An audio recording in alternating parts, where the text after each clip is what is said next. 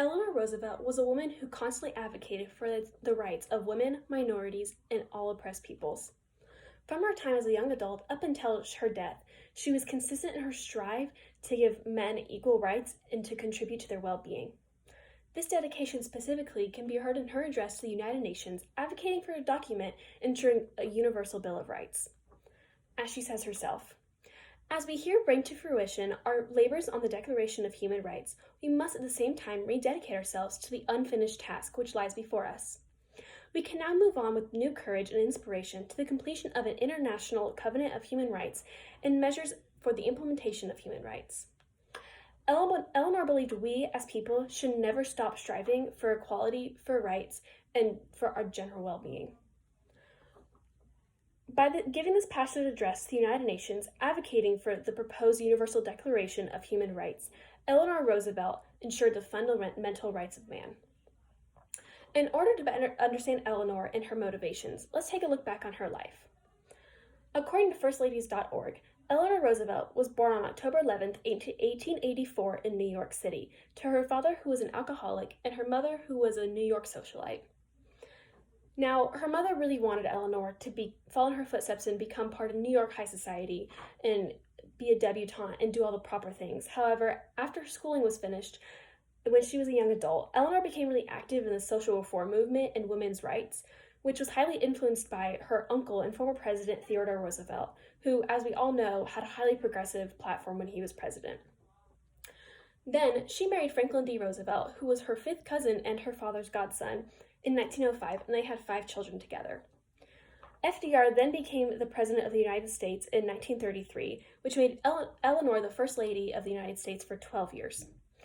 And during this time, she became even more involved in reform politics and helped her husband with his campaign and helped him with the reforms he wanted to make. In 1945, after World War II had ended, President Truman, who had advocated for Eleanor to be a part of the United Nations, and she accepted. She then died in 1962 at 78 years old.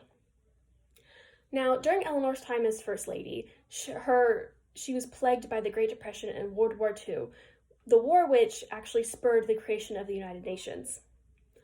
So World War II had just ended, and during this time, there was a lot of inequality seen and a lot of prejudice seen towards people, and obviously to Eleanor, that was not fair because she'd fought for so long for equality and for reform to make sure that people had basic sets of rights. And so, according to blog.goreact.com, the UN wanted to create a declaration to secure these rights of people everywhere in reaction to the horrific events of the war. The UN specifically created the Commission by Human Rights to create a new draft of an international Bill of Rights, and Eleanor was a part of this. Because the world was so divided during this time, between the eastern half and the western half, between a democracy and other fascist countries, Eleanor herself in her speech talks about how it was amazing that they were able to come together, even though it took 2 years, to create this Bill of Rights and to ensure people had these rights, especially because people had such different ideas of what rights should be.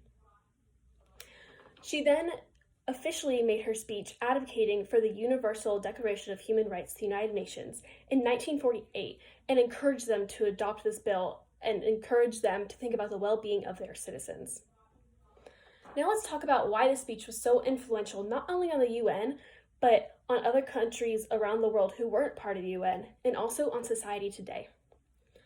Eleanor was said to be so impassioned making her speech that the next day there's a unanimous vote in favor of the bill when they decided to finally vote.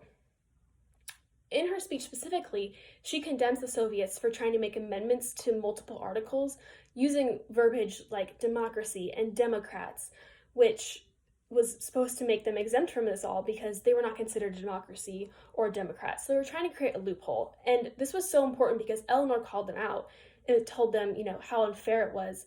And at this time, nobody was really standing up to the Soviets because they were scary and, they were threatening people. And so this was seen as big because it was one of the first times people really stood up to the Soviets and called them out on their flagrant violation of human rights. She also touches on, quote, the flagrant violation of human rights by Nazi and fascist countries during World War II. Like I said before, she had condemned the Soviets specifically for trying to change the wording. However, she also condemned the country specifically involved in the war, which was a big deal again. But overall, she was advocating for a series of articles that ensure the well-being of man, and she wanted to ensure that everybody had a basic set of rights and knew that those could not be taken away from them. So, in conclusion, Eleanor Roosevelt was somebody who never gave up. She worked tirelessly for decades to make sure people's well-being was taken care of and that they had equal treatment. And now, because of her, the US and other countries in the UN are now taking great strides toward equality of everybody, no matter if it's man or woman, rich or poor, minority, majority, everybody got the same rights. But as best said by herself in her address to the UN, Eleanor strived to lift men everywhere to a higher standard of life and to a greater enjoyment of freedom. She made a great mark on our world, and her mark continues on in people that are inspired by her.